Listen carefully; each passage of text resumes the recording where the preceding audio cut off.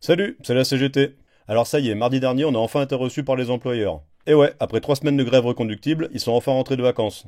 Alors à Skip, selon les patrons, c'est pas de leur faute si ça a traîné. C'est de la faute de certaines organisations syndicales qui arrivaient pas à être disponibles pour venir discuter de revendications de la CGT. Oui, parce que toi, ce que tu sais pas, c'est que même s'il y a qu'un seul syndicat qui est en grève, comme c'est le cas en ce moment, pour négocier, la loi elle t'impose d'inviter à la table des négos de ceux qui sont en grève, l'intersyndicale de ceux qui sont pas en grève.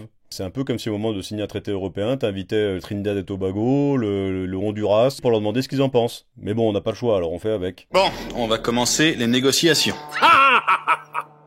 Tiens, on dirait qu'il vous a compris. Non, il comprend rien. Et étrangement, alors que soi-disant personne n'était disponible pour venir discuter avant le 1er octobre des revendications de la CGT, dès que le patron a fait des propositions de rencontres à tête, tout le monde s'est rendu disponible. C'est dingue ça, non? Alors soit les patrons ils nous prennent pour des faisans de 6 semaines, soit dans les autres organisations syndicales, il y a des gens qui ont intérêt à ce que ça traîne et à ce que toi tes revendications tombent à l'eau. Avec tes augmentations de salaire avec. Mais bon, c'est pas le plus important ça reste le fond des négos. Et là tu vas voir, ça va aller vite. Parce qu'à part de nous dire qu'on a raison, mais qu'ils ont pas super envie de lâcher des ronds, ce qu'on savait déjà, ils nous ont pas raconté grand chose de plus. Ils nous ont dit qu'ils nous raconteraient ça lors de la plénière en intersyndicale. Parce qu'ils veulent pas qu'il y ait un syndicat qui récupère les victoires, si des fois il y en avait. Oui, parce qu'on sait jamais. Ça fait 2 ans que les directions, ils essayent de nous vendre leur grille des salaires de chez Wish, et nous, la CGT, on est parti tout seul en dehors de toute période de négo pour intervenir sur des centaines de sites et sur des dizaines d'outils de travail, mais si des fois un jour il y avait des victoires, ça serait peut-être grâce à quelqu'un d'autre. À savoir, le syndicat de ceux qui ont bien parlé, ou les militants du concours Lépine, ceux qui essaient de faire croire qu'ils ont des super idées de revendication que t'as pas eu avant eux. Oh les patrons, les partenaires soucieux, au final, ce qui sera gagné, ça sera gagné par les grévistes, comme toujours. Un peu comme l'indemnité vie chère et les aides d'achat qui vont arriver au 1er octobre sur la feuille de paille de tout un tas d'agents d'Enedis. Parce que face à des patrons qui refusent de se plier à la loi, quand tu cherches à faire augmenter le salaire de 140 000 agents de 9%. Le dialogue social, c'est un peu comme le bidet dans la salle de bain de ta grand-mère. C'est pas parce que c'est là depuis longtemps que ça sert à quelque chose. Enfin, en tout cas pas à quelque chose de ragoûtant. Alors on me souffle dans l'oreillette qu'au-delà des questions d'agenda des uns et des autres, il y aurait surtout un certain Bernard qui bloquerait les négos. C'est vrai ça Bernard? T'arrives pas à trouver des sous pour tes agents? Allez, je vais t'aider. EDF, 2024, bénéfice record, 11,4 milliards d'euros. Avec ça, tu pourrais filer plus de 80 000 balles à l'ensemble des agents des IEG, même ceux de la filière gaz. Rien qu'avec les ronds Kennedy t'as fait remonter l'an passé, tu pourrais filer presque 10 000 balles à chaque agent des IEG. Et toi, pour te mettre en conformité avec la loi, tu vois pas où est-ce que tu pourrais trouver des sous? T'as pensé à consulter un ophtalmo, Bernard? Parce que je te le dis tranquille, tu pousses le bouchon un peu trop loin, Bernard, quand même. Mais je vais laisser ta Babette te l'expliquer. Elle a un message pour toi. Alors regarde bien en bas parce qu'on a traduit pour que ce soit plus clair. Aujourd'hui, 10 branches ont des minima durablement inférieurs au SMIC. Certes, il y a eu des améliorations ces dernières années, mais la situation demeure insatisfaisante. Je le disais déjà en tant que ministre du Travail, je le dis toujours comme Première ministre, c'est la position constante du gouvernement et nous devons ensemble remédier rapidement à cette situation.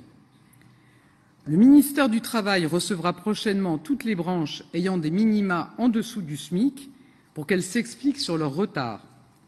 Si nous ne constatons pas de progrès significatif d'ici le 1er juin 2024, le gouvernement proposera au Parlement un texte de loi qui permettra de calculer les exonérations non pas sur la base du SMIC, mais sur la base du minima de branche. Chacun doit prendre ses responsabilités. J'invite ces branches à ouvrir sans tarder des négociations et si cela ne suffit pas, nous prendrons les nôtres. T'as compris Bernard? Babette elle peut arnaquer 21 fois 70 millions de personnes, mais toi tu peux pas arnaquer 140 000 personnes tous les mois pendant des décennies, ça c'est pas possible. Bon du coup maintenant on fait quoi? C'est simple, on va rassembler nos forces vers chez ceux qui bloquent les négos, notamment là où ça pèse le plus. Parce que toi, si tu travailles à Cruas par exemple, ton patron il te le dit tous les jours, y a que toi qui fais grève. Alors du coup on va t'envoyer du monde pour t'aider à filtrer ton site par exemple. Comme à Dampierre, où y a que eux qui font grève. Comme à Golfech, au Bugey, à Belleville, à Paluel, à Flamanville, à Nogent, à Saint-Alban, à Blaye, à Cattenom et sur toutes les centrales que j'ai oubliées. Ou sur la plateforme de Velaine, où ils sont seuls à faire grève.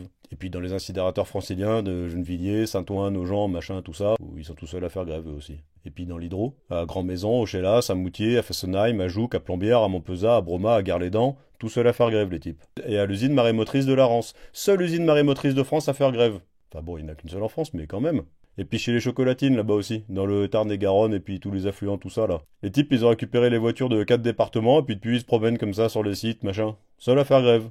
Avec les mecs du Béarn qui sont tout seuls à faire tomber tous les chantiers depuis un mois. Seuls en grève.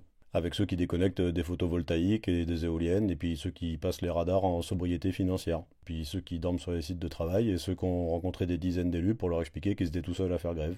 Et puis dans les stockages de gaz. Alors là, dans les stockages de gaz, tous les matins, le patron y passe, il leur explique qu'ils sont tout seuls à faire grève. C'est-à-dire qu'en fait, le patron, lui, dans les stockages de gaz, c'est des chantiers à plusieurs centaines de millions d'euros qui sont à l'arrêt. Alors du coup, comme ils perdent des centaines de milliers d'euros par jour, il explique à ces mecs qu'ils sont tout seuls à faire grève et qu'il faut arrêter parce que c'est pas bien quand même. Bien sûr. T'as vu, c'est fou ça. Partout les mecs qui sont en grève, ils sont tout seuls à faire grève. Le plus drôle, c'est quand le patron, il éteint lui-même une centrale, parce qu'il sait que ces mecs vont se mettre en grève et qu'ils vont l'éteindre. Il anticipe. Mais du coup, il y a tous les petits génies d'employeurs aux alentours qui disent « T'as vu là-bas, les mecs, ils ont même pas fait grève à la centrale !» Ben non, les tronches molles, on va pas se mettre à faire grève juste pour faire semblant d'arrêter un truc qui est déjà à l'arrêt, ou pour rien faire sur une centrale qui est pas appelée sur le réseau. On garde nos forces pour plus tard, quand le réseau en aura vraiment besoin. Mais quand même, c'est beau tous ces employeurs qui s'inquiètent de voir que leurs voisins sont pas assez en grève, moi j'avais jamais vu ça. Et les gars, si ça vous inquiète tant que ça, les capacités de faire grève de vos voisins, surtout faut pas hésiter, mettez dans la caisse de grève. Les patrons, je vous mets pas le QR code sur l'écran, parce que je sais que vous allez pas réussir à lire avec vos téléphones le QR code d'une vidéo qui passe sur vos téléphones, mais si vous voulez, vous passez nous voir directement sur les piquets de grève et puis vous pourrez mettre dans la caisse. Non, par contre, il y a un truc qui est vrai, c'est que dans les terminaux méthaniers, les mecs, c'est les seuls à bloquer les bateaux en mer. Ça, c'est vrai. D'ailleurs, le patron des terminaux méthaniers, il est tellement pas content que ces mecs ils soient tout seuls à faire grève qu'il leur a écrit pour leur expliquer.